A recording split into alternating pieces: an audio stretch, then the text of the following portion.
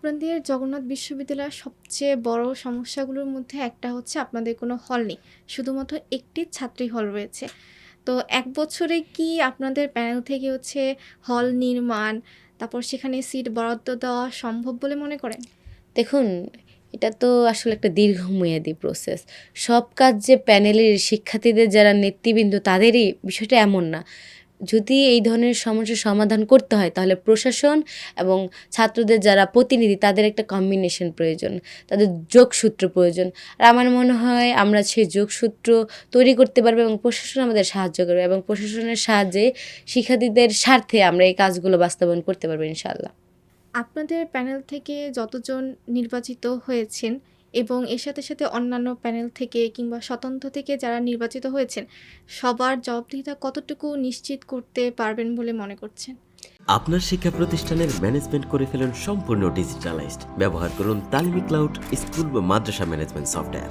সফটওয়্যারটি সম্পূর্ণ free trial নিতে এখনই কিউআর কোড স্ক্যান করুন বা কমেন্টে দেওয়া লিঙ্কের ফর্মটি ফিল আপ করুন। দেখুন, আমার লড়াই ইনসাফ, ইনসাফের লড়াই। আমি যদি আমার শত্রুর পাশে যদি আমার শত্রু যদি জুলুমের শিকার হয়, আমি যদি তার পাশে না দাঁড়াতে পারি এই জায়গায় আমার নৈতিক পরাজয় হয়ে গেছে। এবং আমি আমার শত্রুর পাশেও দাঁড়াতে চাই যিনি জুলুমের শিকার। এবং প্রত্যেকটি সাধারণ শিক্ষার্থী যদি কোনো রাজনৈতিক দল লাগবে না, কোনো বিশেষ সংগঠন কোনো কিচ্ছু না। সে জগন্নাথ বিশ্ববিদ্যালয়ের একজন শিক্ষার্থী, সেই পরিচয়ে যাতে জবাবদিহি করতে পারে প্রত্যেকটি প্রতিনিধিকে আমি সেই অধিকার নিশ্চিতের জন্য কাজ করব। ইনসাফের লড়াইয়ে বেইনসাফ করব এটা তো হয় না। আচ্ছা।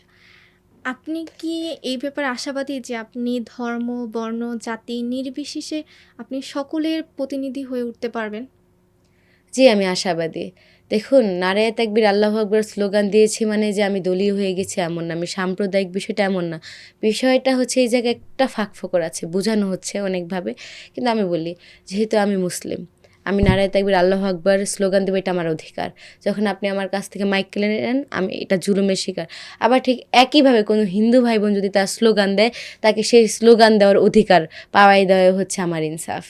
আমি আমার স্লোগান দিব, সে যে স্লোগানে বিশ্বাস করে সে স্লোগান দিবে। আমার দ্বারা এই পর্যন্ত কোনো শুধু হিন্দু শিক্ষার্থী বলার কোনো শিক্ষার্থীর বাক স্বাধীনতা হরণ করার মতন আমি কোনো কাজ করি নাই। আমি কারোর উপর জুলুম করি নাই, বরং আমি জুলুমের শিকার হয়েছি। আমার স্লোগান আমাকে দিতে হবে এবং তারা যে স্লোগানে বিশ্বাস করে তারাও সেই স্লোগান দিতে পারবে, সেটাই সেই ইনসাফ। আর আমি এই ইনসাফ প্রতিষ্ঠা যেভাবে করা যায় তার জন্য আমি কাজ করব। কাউকে আপনি কারো বাক স্বাধীনতা আপনি হরণ করতে পারেন না। সে যেই মতের হোক, যেই দলের হোক, যেই ধর্মের হোক, কোনো সংস্থার হোক, দলের হোক বা না হোক, সে একজন সাধারণ শিক্ষার্থী। তার বাক স্বাধীনতা তার একমাত্র পরিচয় হবে সে জগন্নাথ বিশ্ববিদ্যালয়ের শিক্ষার্থী এবং সে বাংলাদেশের একজন নাগরিক। এই পরিচয়ে সে তার বাক স্বাধীনতা প্রয়োগ করবে, সে তার অধিকার ভোগ করবে, দায়িত্ব পালন করবে এবং তাকে তার যে অধিকার সেটা দিয়ে মানে তাকে তার অধিকার যাতে পায় সেই জিনিসটা নিশ্চিত করাই তো আমাদের প্রতিনিধিদের কাজ। যে সেই যে ধর্মবিশ্বাসে বিশ্বাস করে তার সেটা স্বাধীনতা থাকবে এবং স্বাভাবিকভাবে আমি একজন প্রার্থী, ঠিক আছে, কিন্তু আমারও তো ধর্মীয় বিশ্বাস আছে এবং আমাকে সেই স্বাধীনতা দিতে হবে যে আমি যে স্লোগানে বিশ্বাস করি আমি সেই স্লোগান দিব এবং অন্য কেউ যেটা বিশ্বাস করে সে সেই স্লোগান দিবে। এখানে যারা ইচ্ছাকৃতভাবে কনফ্লিক্ট বাঁধানোর চেষ্টা করে তারা আসলে বাংলাদেশের সৌন্দর্য নিয়ে ভাবে না, ভ্রাতৃত্ব নিয়ে বোঝে না। তারা জানে ভাঙনের রাজনীতি, ডিভাইড অ্যান্ড রুল। আমি ডিভাইড অ্যান্ড রুলে বিশ্বাসী না। আমি বিশ্বাস করি আমি আমার বিশ্বাস অনুযায়ী স্লোগান দিবে, সে তার বিশ্বাস অনুযায়ী স্লোগান দিবে। যদি আপনার আলোচনা সমালোচনা করতে হয় গঠনমূলক পদ্ধতি করবেন, কিন্তু কোনোভাবেই মব সৃষ্টি করতে পারবেন না, কোনোভাবেই তার বাক স্বাধীনতা আপনি হরণ করতে পারবেন না। যোগসু নির্বাচনের ফলাফল বিশ্লেষণ করলে দেখা যায় আপনার প্যানেলের কিছু প্রার্থী অনেক বিভাগ থেকে হচ্ছে ০ ভোট পেয়েছেন কিংবা হচ্ছে খুবই কম ভোট পেয়েছেন। আবার কিছু বিভাগ থেকে হচ্ছে বেশ ভালো ভোট পেয়েছেন। তো এর পিছনে কারণটা কি? এটাই তো সেই গণতন্ত্রের সৌন্দর্য, যেখানে প্রত্যেকটি মানুষ তার পছন্দের যে প্রার্থী তাদের বেছে নেবে, এটা স্বাভাবিক। যে যাদের হচ্ছে বেশি যোগ্য মনে করেছে তাদেরই ভোট দিয়েছে, এবং সেই অনুযায়ী আর যদি বলেন সঙ্গীত বা নাট্যকলা বিভাগের মতন বিভাগে সেগুলোতে একটু কম পেয়েছে, কিন্তু সেখান থেকে 4টি 9টি 11টি ভোট কম কিসে, যে পরিবর্তনের যাত্রা শুরু হয়ে গেছে সেখানে যে সাংস্কৃতিক মানে যে শিবির যে সবাইকে অন্তর্ভুক্ত করার যে একটা রাজনীতিতে নামছে, সেখানে এই অল্প থেকে শুরু হোক, সামনে যাত্রা আরও সুন্দর হোক, এই প্রত্যাশা রাখি আমি। আপনি ইনকিলাব মঞ্চের জগন্নাথ বিশ্ববিদ্যালয় শাখার সদস্য সচিব। তো ইনকিলাব মঞ্চটা আসলে কি? বা এটা যে গড়ে উঠেছে তার পিছনের কারণটা কি? ইনকিলাব মঞ্চ হচ্ছে একটি সাংস্কৃতিক সংগঠন এবং রাজনৈতিক সচেতন সাংস্কৃতিক সংগঠন। শহীদ শরীফ ওসমান হাদি ভাই বলতেন যে আমি যদি 5 বছর 50 বছর বাঁচার মধ্যে কিন্তু কোনো মাহাত্ম্য নাই। উনি বলেছেন যদি 5 বছর বেঁচে 50 বছরের ইমপ্যাক্ট ফেলা যায় সেটাই উনি সার্থকতা মনে করেন, এবং ওনার লড়াই বরাবরই সাংস্কৃতিক লড়াই। এতে দেখবেন মধ্যবিত্ত শ্রেণীর যে রাজনীতি সেটা কিন্তু বিলীন করে দেওয়া হয়েছে। এখন কিন্তু রাজনীতি শুধু এলিট শ্রেণীর, কিন্তু আমরা যারা মধ্যবিত্ত শ্রেণীর মানুষ, খেটে খাওয়া মানুষ, রিক্সাওয়ালা, ভ্যানওয়ালা, দিনমজুর যারা আছে তাদের রাজনীতি কোথায়, তাদের প্রতিনিধিরা কোথায়? ভাইয়ের ইচ্ছাই ছিল সেই সাংস্কৃতিক রাজনৈতিক পরিবেশটা গঠন করা যেখানে মধ্যবিত্তের যে রাজনীতি, যে রাজনৈতিক সংস্কৃতি সেটা আবার উঠে আসবে। দেখুন ভাই কিন্তু সেটা করা শুরু করে দিয়েছিলেন, এবং তার যে সাংস্কৃতিক লড়াই এবং ভারতীয় আধিপত্যবাদের যে শত বছরের যে ইনভেস্টমেন্ট, সেটা যেমন ইনভেস্টমেন্ট বলেন, কালচারাল ফ্যাসিজম বলেন, যাই বলেন, সেটা কিন্তু ভাই একদম মাটির সাথে মিশিয়ে দিয়েছে। এবং মানুষ এখন জানে ভারতীয় আধিপত্যবাদ কী, এবং তারা কিভাবে কালচারালি মানুষের মধ্যে আধিপত্যবাদ ছড়াচ্ছে। এই যে একটা কনসাসনেস একদম 56,000 বর্গ মাইলে কিন্তু ভাই ছড়াই দিয়েছে, ইনসাফের চাষাবাদ করে গিয়েছে। ভাইয়ের লড়াইটা ছিল এইটাই, যে সাংস্কৃতিক লড়াই, যেখানে উনি শুধু এমপি হওয়াটা উনি সবসময় ছোট চোখে দেখতেন। উনি যেটা দেখতেন সেটা হচ্ছে ইনসাফের লড়াই, একটা সাংস্কৃতিক পরিবর্তন যেখানে মধ্যবিত্ত শ্রেণীর যে রাজনৈতিক সংস্কৃতি সেটা মেইন স্ট্রিম হয়ে উঠবে। আমাদের ইনকলাব মঞ্চের আসলে কাজটাও ঠিক তাই, ভাইয়ের যে সাংস্কৃতিক লড়াই সেটাকে সামনে এগিয়ে নিয়ে যাওয়া। আপনি ইনকিলাব মঞ্চে কিভাবে যুক্ত হলেন?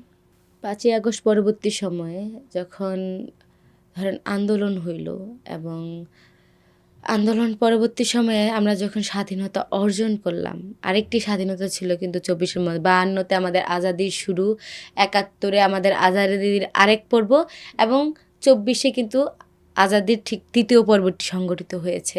এবং এই যে আজাদের তৃতীয় পর্ব হইল, যখন আমরা 52-তে স্বাধীন হইলাম, আমরা কিন্তু আসলে স্বাধীন হইতে পারলাম না।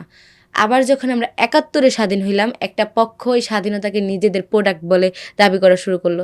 এটা যে বাংলাদেশের সার্বজনীন প্রত্যেকের যে এটা হচ্ছে তাদের প্রত্যেকের যে মুক্তিযুদ্ধটা ছিল, এটা কিন্তু ছিল না, এটা শুধু ছিল আওয়ামী লীগের মুক্তিযুদ্ধ, তারা একাই যুদ্ধ করেছে এরকম একটা। তো আমরা এবং ভারত কিন্তু আওয়ামী লীগের মাধ্যমে আমাদের মধ্যে যে কালচারাল যে একটা ফ্যাসিজম এবং আমাদের মধ্যে যে আধিপত্যবাদ, এটার কিন্তু যোগসূত্র তৈরি করতো আওয়ামী লীগ, এতে তো কোনো সন্দেহ নেই।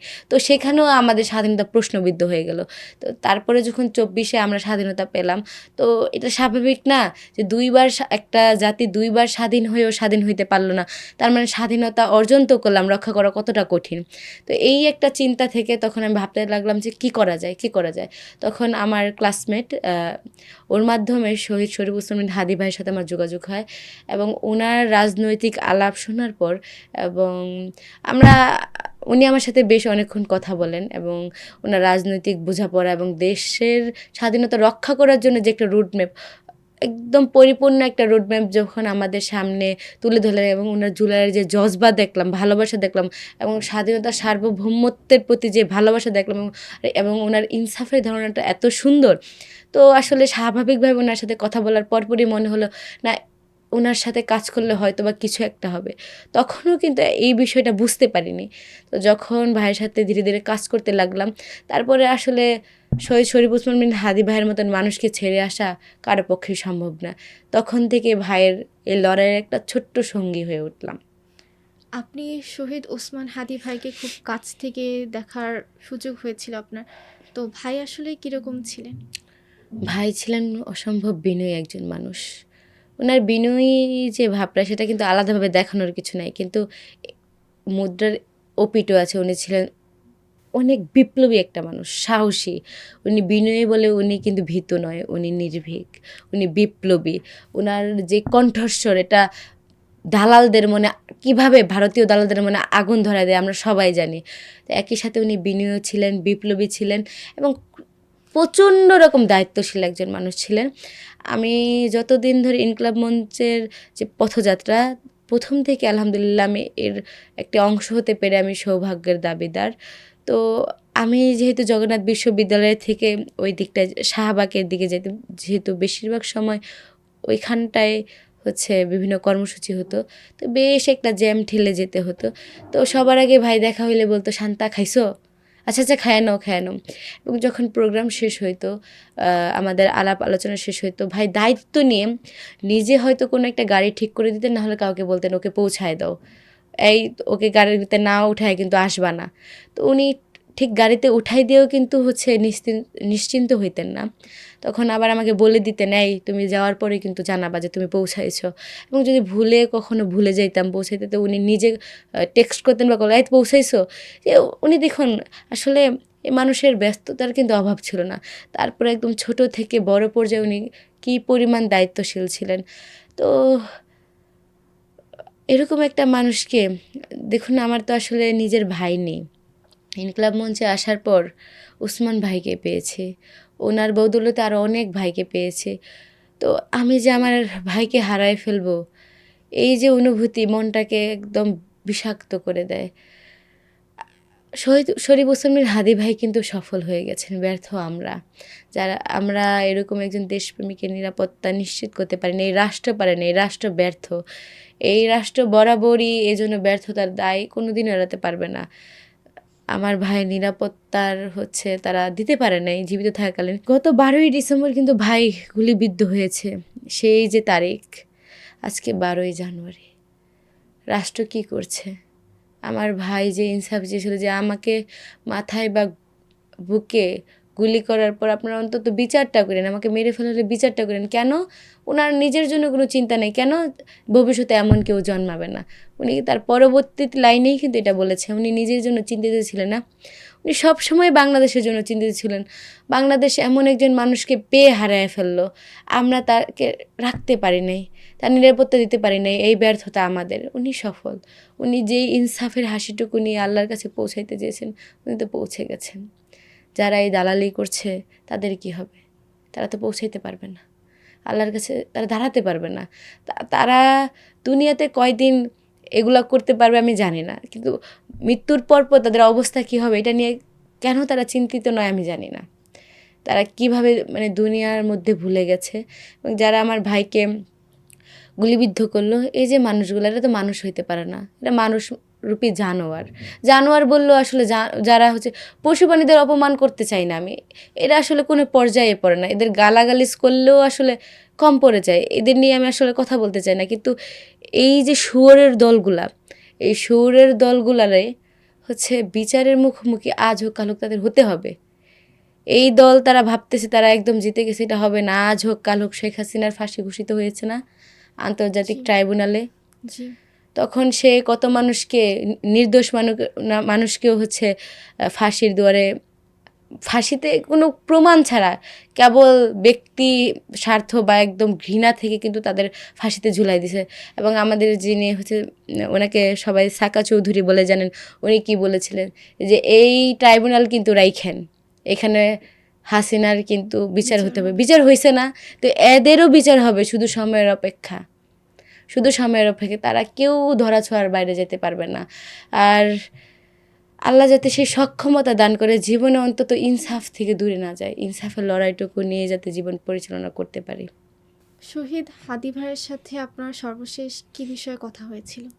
শহীদ শরীফ ওসমান হাদি ভাইয়ের সাথে আমার শেষ যে বিষয়ে কথা হচ্ছে সেটা হচ্ছে যোগসু সম্পর্কিত।